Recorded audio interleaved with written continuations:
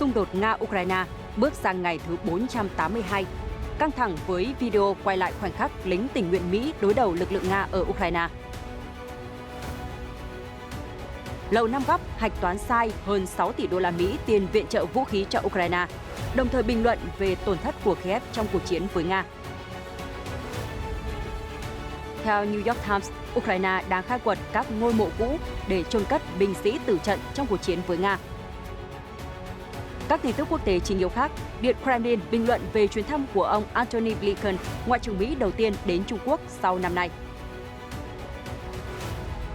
Cựu Tổng thống Mỹ Donald Trump khẳng định mối quan hệ bền chặt với Tổng thống Nga Vladimir Putin, từng tuyên bố để Nga kiểm soát một số vùng Ukraine. Tranh cãi tại Hội đồng Nhân quyền Liên Hợp Quốc về cuộc điều tra dai dẳng nhằm vào Israel. Con trai Tổng thống Mỹ Joe Biden nhận tội trốn thuế.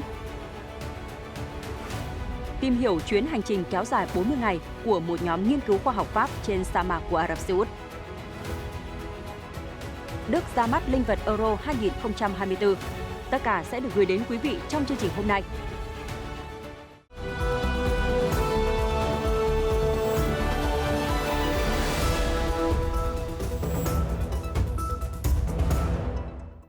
Quý vị đang theo dõi chương trình Thế giới hôm nay để cùng chúng tôi cập nhật những diễn biến của các sự kiện nóng đang diễn ra trên thế giới. Trước tiên là về tình hình xung đột Đông Âu. Theo hãng tin Newsweek, một đoạn phim mới đây được lan truyền trên mạng xã hội cho thấy một số binh lính tình nguyện của Mỹ đang chiến đấu với quân đội Nga ở Ukraine giữa lúc hỏa lực và súng cối được bắn ra liên tục. Đoạn phim cho thấy những người lính tiến qua một khu đô thị đầy khói với các tòa nhà bị hư hại. Theo Newsweek, khuôn mặt của những người lính được ghi lại trong đoạn phim đã bị làm mờ, nhưng có thể nghe thấy tiếng nói và giọng Mỹ qua đoạn phim. Dựa trên đoạn phim, cả nhóm dường như đã trú ẩn ở tầng hầm của một tòa nhà bỏ hoang. Kể từ khi xung đột nổ ra, các binh lính tình nguyện quốc tế đã tham gia chiến đấu ở Ukraine. Ngay sau khi bùng nổ xung đột, Ukraine đã kêu gọi những công dân nước ngoài muốn sẵn sàng chiến đấu cho Ukraine tham gia vào quân đoàn quốc tế. Một số lính tình nguyện của Mỹ đã thiệt mạng, cụ thể là trong cuộc giao tranh ở thành phố Bakhmut của Donetsk. Tháng trước, một cựu lính lực lượng đặc biệt Mỹ, Nick Meimer, đã thiệt mạng ở Bakhmut. Một người lính Mỹ khác là Danbert Patrick, 34 tuổi, người Idaho, cũng đã qua đời vào tháng 10 năm ngoái. Bộ Ngoại giao Mỹ trước đó đã nói với Newsweek rằng họ muốn công dân Mỹ không nên đến Ukraine do xung đột đang diễn ra, cũng như việc các quan chức an ninh của Nga có thể gây ảnh hưởng đến các công dân Mỹ ở Ukraine. Reuters dẫn lời một người phát ngôn của Lầu Năm Góc cho biết hôm 20 tháng 6, Lầu Năm Góc phát hiện rằng họ đã ước tính quá cao số tiền tài trợ đạn dược và tên lửa cũng như các thiết bị khác mà Mỹ gửi tới Ukraine do lỗi tính toán trong lúc kê khai. Được biết, con số được ước tính mới đây nhiều hơn số tiền mà họ đã tiết lộ trước đó. Vào tháng 5, Reuters đã báo cáo về việc Mỹ ấn định số tiền viện trợ quá cao so với mức số vũ khí mà Mỹ gửi đến Ukraine.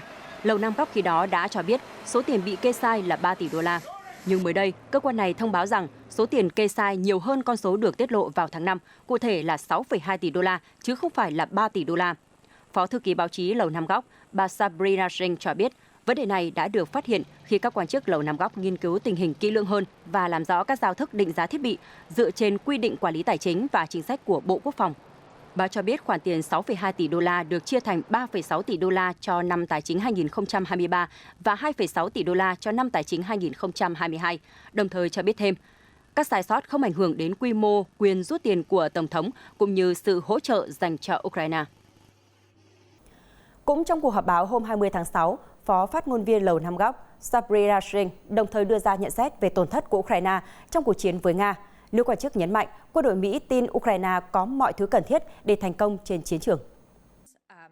Khi nhận được câu hỏi liên quan đến tổn thất về người và thiết bị của Ukraine, Phó phát ngôn viên Singh nói, chúng tôi đã hạch toán các dữ liệu. Tổn thất trong chiến tranh là một điều không thể tránh khỏi. Đây là một cuộc chiến khó khăn và mất nhiều thời gian, nhưng người Ukraine đang có trong tay những gì họ cần, bao gồm sức mạnh chiến đấu và khả năng thành công trong các hoạt động phản công của mình. Nhận xét của bà Singh đưa ra sau 2 tuần các cuộc giao tranh diễn ra ác liệt ở mặt trận Zaporizhia. Theo Moscow, các lữ đoàn Ukraine do phương Tây huấn luyện hiện vẫn chưa thể tiếp cận phòng tuyến chính của Nga, dù tổn thất hàng nghìn người và hàng trăm xe bọc thép, trong đó có xe tăng chủ lực Leopard 2 do Đức sản xuất và xe chiến đấu bộ binh Bradley của Mỹ. Thứ trưởng Bộ Quốc phòng Ukraine Hanna Maria cũng trong ngày 20 tháng 6 cho biết tình hình đang khá khó khăn và mức độ thành công của chiến dịch không nên được đo lường bằng số lãnh thổ giành lại được. Trong khi đó, Tổng thư ký NATO Jens Stoltenberg thừa nhận người Ukraine hiện phải đối mặt với một địa hình khó khăn, cùng sự kháng cự quyết liệt và mạnh mẽ từ phía Nga. Giữa bối cảnh có nhiều thông tin cho rằng Ukraine đang chịu tổn thất lớn sau 2 tuần phản công, tờ New York Times mới đây đưa tin các nghĩa trang ở Ukraine hiện đang chật kín thi thể của binh sĩ tử trận trong cuộc chiến với Nga. Theo đó, chính quyền nước này đã buộc phải khai quật những ngôi mộ cũ để có chỗ chôn các tử sĩ.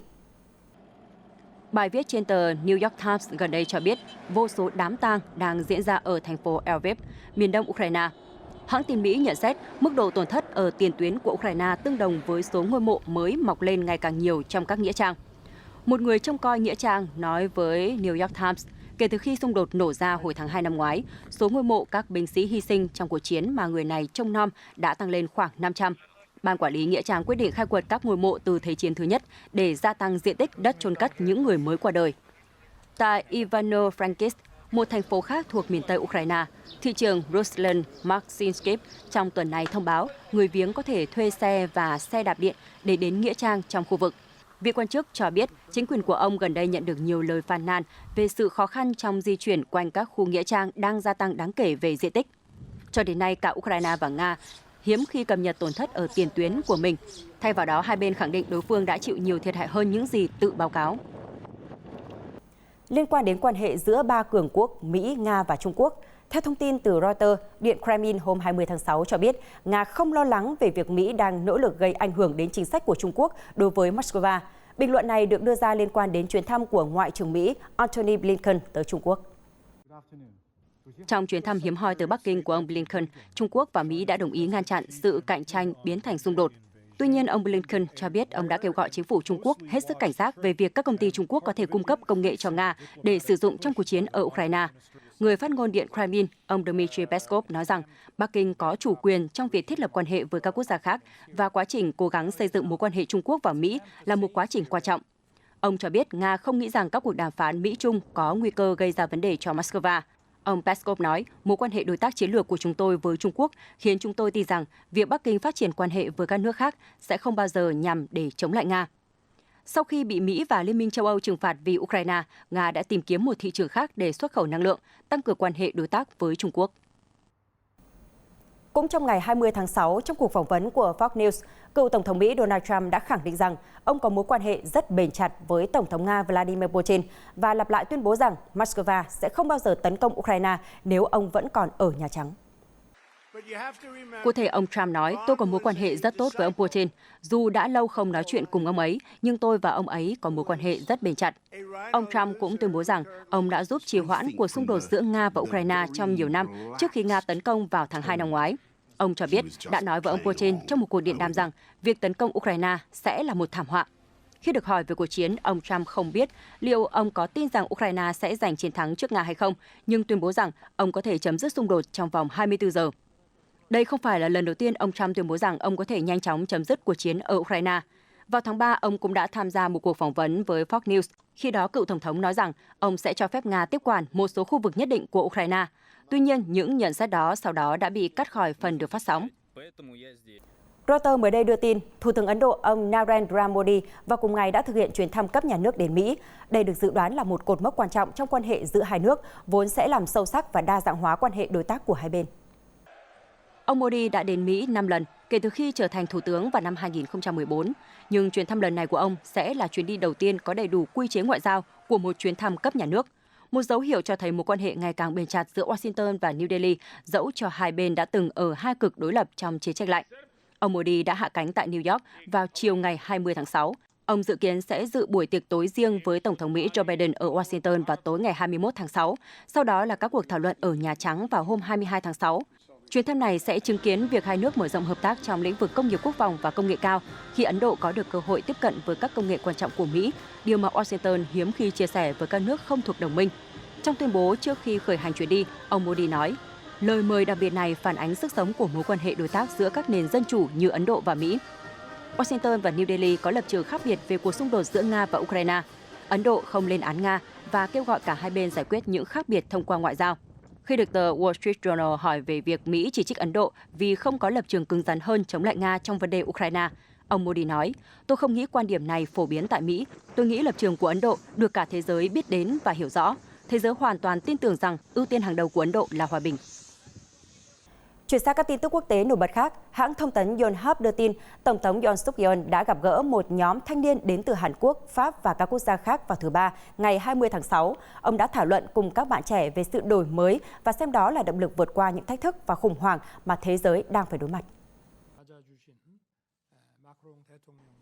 Cuộc họp được tổ chức tại Station F ở Paris, nơi đây được xem là vườn ươm khởi nghiệp lớn nhất thế giới. Buổi gặp mặt này nằm trong chuyến thăm của ông Yoon tới Paris để thúc đẩy nỗ lực đăng cai World Expo 2030 của Hàn Quốc. Trước khoảng 300 khán giả, Tổng thống Yoon nói, để vượt qua những thách thức và khủng hoảng mà thế giới đang phải đối mặt, chúng ta cần đổi mới không ngừng, dựa trên tự do và đoàn kết. Trên tất cả, các bạn, những người thuộc thế hệ tương lai, cần trang bị cho mình những tư duy đổi mới, bắt nguồn từ chủ nghĩa tự do và chủ nghĩa đế quốc. Mô tả Station F là biểu tượng của chủ nghĩa quốc tế và sự đổi mới. Ông kêu gọi các thanh niên tham dự tiếp tục thử thách bản thân. Ngài Tổng thống đồng thời cho biết, chính phủ Hàn Quốc sẽ đồng hành cùng họ trên hành trình đổi mới thông qua sự đoàn kết và hợp tác dựa trên các giá trị phổ quát. Ông cũng lưu ý rằng Hàn Quốc đang thực hiện các bước để tham gia chương trình nghiên cứu và đổi mới Horizon Europe với tư cách là một thành viên liên kết. Ông cũng cho biết chính phủ Hàn Quốc cũng đã khởi động quan hệ đối tác xanh và đối tác kỹ thuật số với EU. Tổng thống Yoon đồng thời cam kết sẽ đi đầu trong hành trình vượt qua các thách thức toàn cầu thông qua đổi mới. Theo báo Ả Rập News, Mỹ, hôm 20 tháng 6, đại diện cho 27 quốc gia đã lên án bản chất của cuộc điều tra vi phạm nhân quyền trong cuộc xung đột Israel-Palestine. Mỹ cho rằng cuộc điều tra do Liên Hợp Quốc tiến hành đã chú ý quá mức đến Israel. Đại sứ Mỹ Michelle Taylor nói với Hội đồng Nhân quyền của Liên Hợp Quốc rằng nhóm các quốc gia quan ngại sâu sắc về Ủy ban điều tra COI. Họ lo ngại vì cuộc điều tra không quy định ngày kết thúc. Các quốc gia bao gồm Áo, Anh, Canada và Ý yêu cầu chấm dứt sự chú ý không cân xứng lâu nay dành cho Israel trong hội đồng. Ủy ban điều tra của Liên Hợp Quốc được thành lập vào tháng 5 năm 2021 sau khi bạo lực gia tăng giữa người Israel và Palestine. COI được thành lập để điều tra tất cả các cáo buộc vi phạm luật nhân đạo và luật nhân quyền quốc tế ở Israel và các vùng lãnh thổ Palestine bị chiếm đóng. Israel từ chối hợp tác với cuộc điều tra. Đại sứ Palestine Ibrahim Khalasi đã lên án tuyên bố chung do Mỹ đứng đầu. Venezuela, đại diện cho một số quốc gia bao gồm Trung Quốc, Nga, Iran, Triều Tiên và Syria đã ủng hộ hoàn toàn nhiệm vụ của Ủy ban điều tra. Đại diện của Liên minh châu Âu lưu ý rằng một số quốc gia thành viên EU đã không ủng hộ việc thành lập ủy ban này vì lo ngại về nhiệm vụ rộng rãi và tính chất lâu dài của nó. Vừa qua, một tổ chức phi lợi nhuận có trụ sở tại Mỹ đã đưa thành công một đoàn xe viện trợ tại trại Rukban của Syria. Đoàn viện trợ được hộ tống bởi các lực lượng Mỹ đã vượt qua sự phong tỏa kéo dài nhiều năm của Tổng thống Bashar al-Assad. Thông tin được tờ The National của UAE đăng tải. Lực lượng đặc nhiệm khẩn cấp Syria SETF đã công bố việc chuyển giao hàng viện trợ vào hôm thứ Ba ngày 20 tháng 6. Lực lượng này cũng cho biết nhiều chuyến viện trợ hơn nữa đã được lên kế hoạch cho những tuần tiếp theo. SETF cho biết các phương tiện chuyên chở của Mỹ đã hỗ trợ vận chuyển hàng viện trợ. Giám đốc điều hành của SETF, Moja Mustafa, bày tỏ vui mừng khi nhận được hỗ trợ của Bộ Quốc phòng Mỹ trong việc vận chuyển hàng cứu trợ. Một quan chức Bộ Ngoại giao Mỹ nói với The National rằng chính quyền Biden vẫn cam kết tăng cường hỗ trợ nhân đạo cho tất cả các vùng của Syria, bao gồm cả khu định cư Rukban. Ông Mustafa nói, họ chỉ đơn giản là hỗ trợ chúng tôi với tư cách là một tổ chức phi chính phủ của Mỹ. Hàng viện trợ là kết quả đóng góp của người dân trên khắp nước Mỹ. SETF cho biết chuyến viện trợ đầu tiên bao gồm hạt giống và các công cụ tưới tiêu. Những thứ này sẽ giúp người dân tự trồng trọt để nuôi sống họ. Ngoài ra, trong chuyến viện trợ tiếp theo còn có đồ dùng học tập cho trẻ em của Rukban. Những trẻ em nơi đây đã trải qua nhiều năm, đôi khi cả đời không được giáo dục bài bản. SETF cho biết các đợt giao hàng sắp tới sẽ bao gồm sữa bột trẻ em, vitamin, sách học và thực phẩm. Tiếp tục chương trình là những tin tức xã hội đáng chú ý.